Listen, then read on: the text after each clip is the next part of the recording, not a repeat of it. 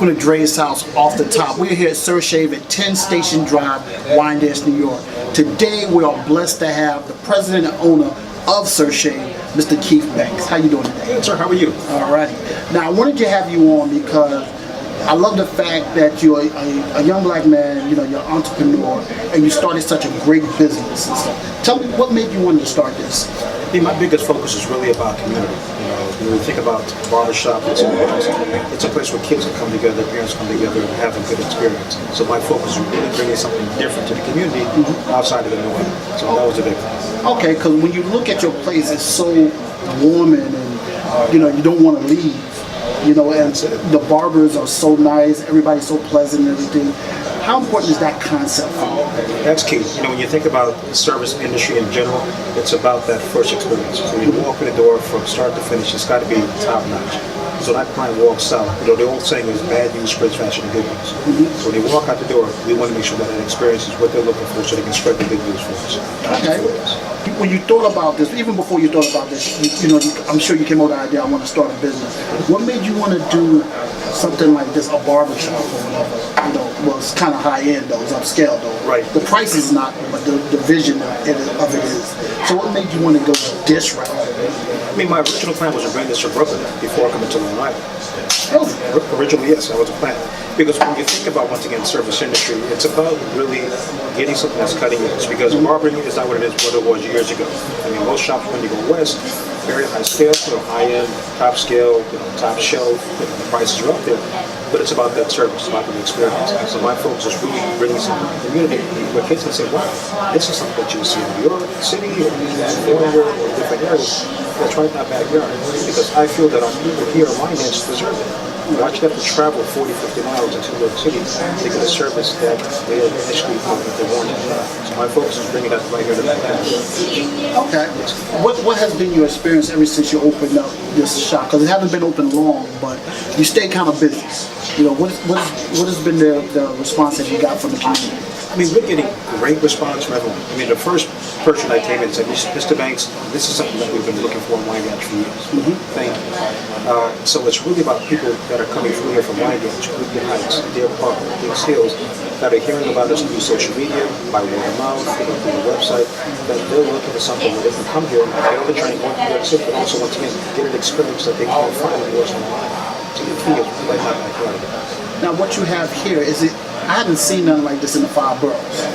You know, myself. Okay. I haven't. Now, I've seen it on Shark Tank, but I haven't seen it in the 5 boroughs and stuff. Are you looking to franchise this later on or something?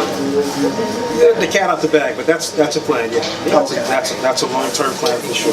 So maybe I should have said that. No, that's good. Because I got a few responses regarding that, which is a good thing. So people see that it's really about the brand. The brand even more. I could have called this Keith's Barbershop. I could have called it Mr. Banks Shop.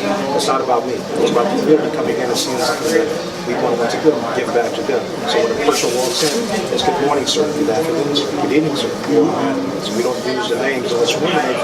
We don't say, hey, how are you? Or can you come over or next? So it's really about giving that, once again, that red carpet effect.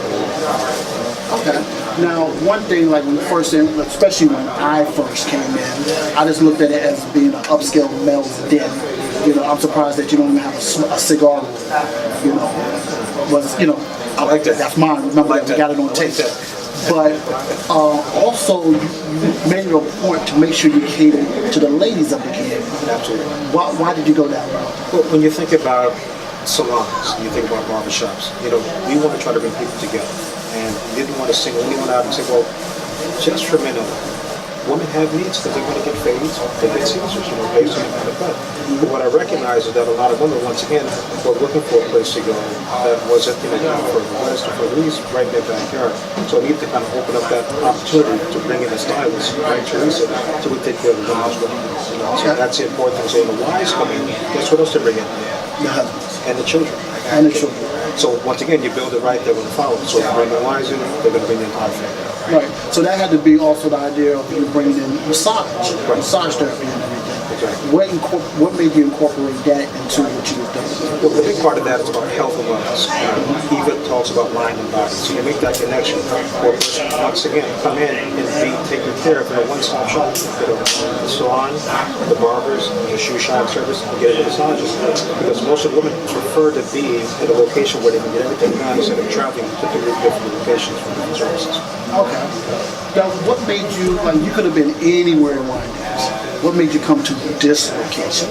It's called Wyandanch Rising, the whole Wyandanch Village. So when you look at what's been invested in the area over here, and once again, this is just the beginning. So they're going to start branching out, going on to the north side of the tracks and the south side of the tracks with projects.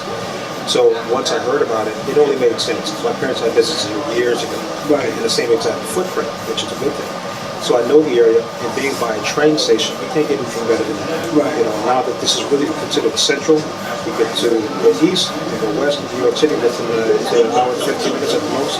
But the big thing for me is really finding something that where you see an investment of capital, but also community sees it, but it can feel like a big part of it as well. Okay, I like that. Now, when you started doing this this business here, what was some of the trials and tribulations that you had trying to get this going? Any startup business, it's about capital. Okay? It's always figuring out, what the cost is going to be as far as the build out, furniture, supplies, contracts, and so forth and so on. So that was usually for any entrepreneur, it's about that, that startup capital. So my focus is really figuring out how to negotiate with everybody. So when you're going through the process, yes, there's a number getting thrown at you, but you have to negotiate that down with all fairness and all due respect to the contractors as well, because everyone wants to succeed. So it's a win-win for everyone. Right. And the main reason I asked you that because there's so many young entrepreneurs and some of them feel they couldn't do nothing like this. And what I'm finding now is like it's easier for a younger person to do this if they had the knowledge. And that's why it's so important to have you on and stuff because you can see that everybody, they come up with reasons not to do it. And all you have to do is just have the mental mindset and the drive to do it. And it'll become easy because I remember when it was even like the place was starting to get gutted out and all that stuff and looking at what is this going to be? And now look at it. To the point where you have major people coming here getting cut. And I had a chance to meet Von Hopper. Yeah. That was major for me. Okay.